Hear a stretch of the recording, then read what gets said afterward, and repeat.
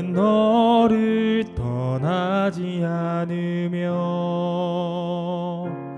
내가 나를 버려도 그래도 나는 너를 버리지 아니하리라.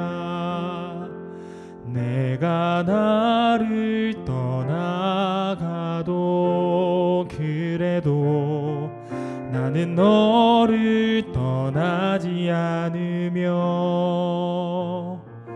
내가 나를 버려도 그래도 나는 너를 버리지 아니하리라.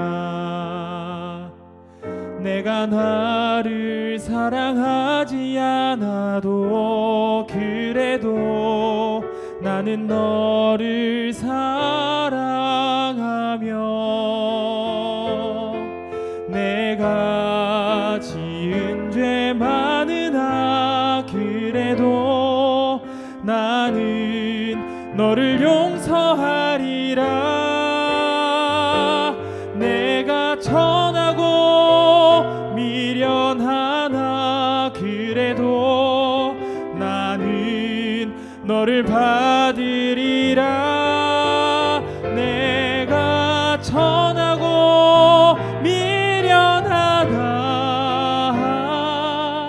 나는 너를 받으리라.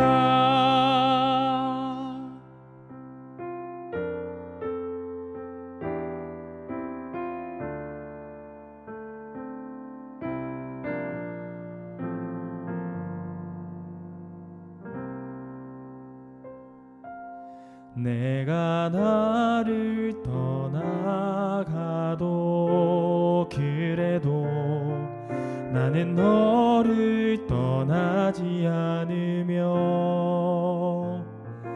내가 나를 버려도 그래도 나는 너를 버리지 아니하리라. 내가 나를 사랑하지 않아도 그래도 나는 너를 사랑하며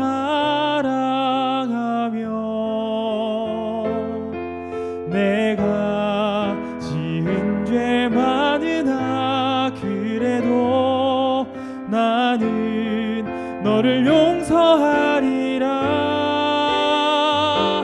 내가 천하고 미련하나 그래도 나는 너를 받으리라. 내가 천하고 미련하나 나는 너를 받으리라. 내가 천하고 미련하나 그래도 나는 너를 받으리라. 내가 천하고 미련하나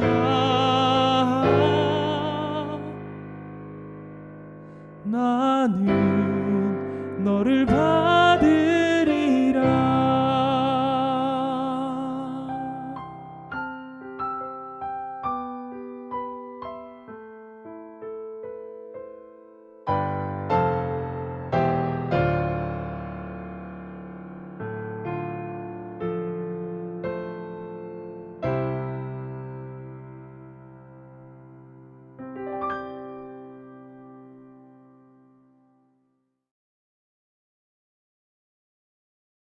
사람마다 새해를 어떻게 보낼까 생각들을 합니다. 우리 믿는 성도들은 성경의 가르침대로 살아야겠습니다. 성경에 보면 우리 믿는 사람에게 항상 있어야 할 것 세 가지를 말합니다. 그런즉 믿음, 소망, 사랑. 이 세 가지는 항상 있어야 한다고 하였습니다. 그러면 새해는 어떻게 살아야겠습니까? 새해는 믿음으로 살아가야겠습니다. 우리 삶에서 가장 중요한 것이 믿음입니다. 가정에서도 가족들끼리도 믿음이 없이 산다면 얼마나 불행하겠습니까? 남편이 아내를 믿지 못하고 아내가 남편을 믿지 못하고 사는 삶이라면 아무리 돈이 많아도 불행한 삶일 것입니다. 이것은 이웃과의 관계에서도 그렇습니다. 오늘 우리 사회에 문제가 있다면 서로를 불신하는 데 있습니다. 불신하는 사람들이 서로 함께한다면 고통일 뿐입니다. 회사에서도 동료 간의 신뢰가 깨지고 믿음이 상실된 관계처럼 불행스러운 일은 없을 것입니다. 믿음직스럽지 못하다는 평가처럼 불행스러운 것은 없습니다. 그처럼 믿음을 가지고 산다는 것이 매우 중요합니다. 더욱이 성도들은 하나님을 믿고 사는 사람들입니다. 오늘까지 우리는 하나님을 믿기에 주일이면 예배를 드리고 있습니다. 하지만 지난 세월을 돌아보면 과연 내가 믿음을 가지고 살아왔는가? 반성할 점이 많습니다. 믿음으로 살아온 증거가 무엇입니까? 우리에게 믿음으로 산 사람의 모범이 있습니다. 바로 아브라함입니다. 우리는 아브라함의 믿음을 본받아서 새해에는 하나님을 향한 믿음을 가지고 살아야 하겠습니다. 그러면 아브라함은 어떤 믿음을 가지고 살았습니까? 창세기 12장 1절에서 4절에 여호와께서 아브라함에게 이르시되 너는 너의 고향과 친척과 아버지의 집을 떠나 내가 내게 보여줄 땅으로 가라. 내가 너로 큰 민족을 이루고 내게 복을 주어 내 이름을 창대하게 하리니 너는 복이 될지라. 너를 축복하는 자에게는 내가 복을 내리고 너를 저주하는 자에게는 내가 저주하리니 땅의 모든 족속이 너로 말미암아 복을 얻을 것이니라 하신지라. 이에 아브람이 여호와의 말씀을 따라갔고 롯도 그와 함께 갔으며 아브람이 하란을 떠날 때에 75세였더라고 하였습니다. 여기서 믿음으로 산다는 것이 무엇을 의미하는지를 배우게 됩니다. 믿음으로 산다는 것은 먼저 떠나야 합니다. 본토, 친척, 아비집을 떠나야 합니다. 본토, 친척, 아비집이 무엇을 의미하는 것입니까? 자신이 지금껏 살아온 삶의 기반입니다. 갈대아 우르는 우상을 섬기던 곳입니다. 해, 달, 그리고 별을 신으로 섬기며 그것에 복을 달라고 빌던 그런 곳이었습니다. 그런 곳에서 아브라함은 가업을 이어 우상을 만들어 밥을 먹고 살았습니다. 하나님은 아브라함에게 밥벌이하던 그곳을 떠나라고 하였습니다. 믿음이란 바로 이런 구습을 조차 살던 삶의 자리를 떠나야 합니다. 초기 한국에 복음이 들어왔을 때 예수 믿으려면 우선 우상단지들을 헐어버리고 주색 잡기 하던 그 자리에서 나와야 했습니다. 복음이 들어오기 전 우리나라는 온통 미신을 섬기던 나라이었습니다. 집집마다 우상단지들이 있었습니다. 마을마다 성황당이 있었고 봄, 여름, 가을 우상들을 섬겼습니다. 한 가정을 보아도 마당에는 마당귀신, 마루에는 마루귀신, 광에는 광귀신, 심지어 변소에는 치간귀신이 있었습니다.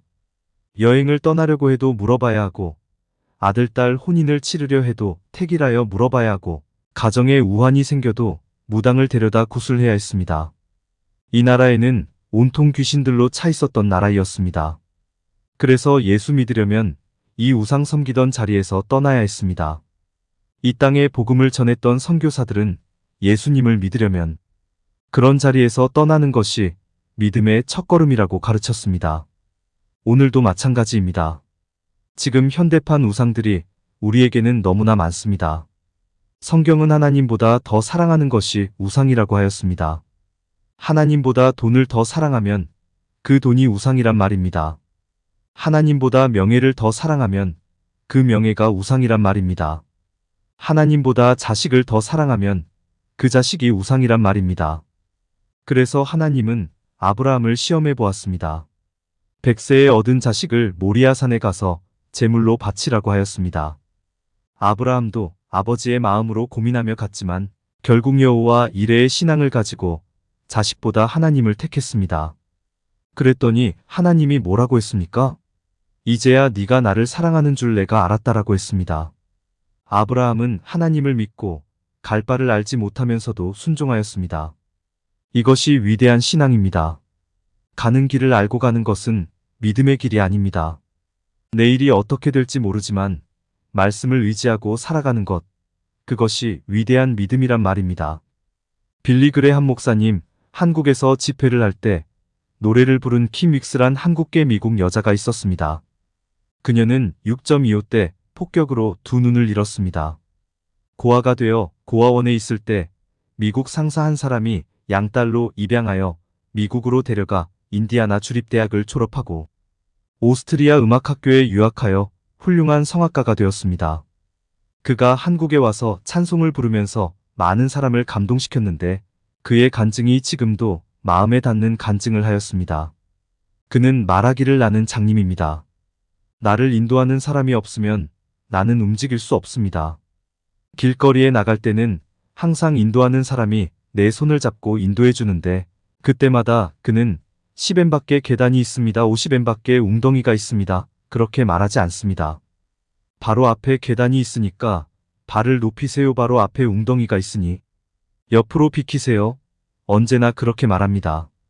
그래서 그의 말대로 한 걸음씩 가다 보면 목적지에 도달하게 됩니다.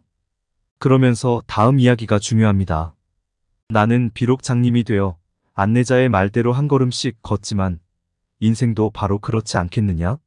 하나님이 1년 앞길, 10년 앞길은 보여주지 않더라도 내 하루하루 살아갈 동안에 내 앞길에 이것은 이렇게 하라, 저것은 저렇게 하라.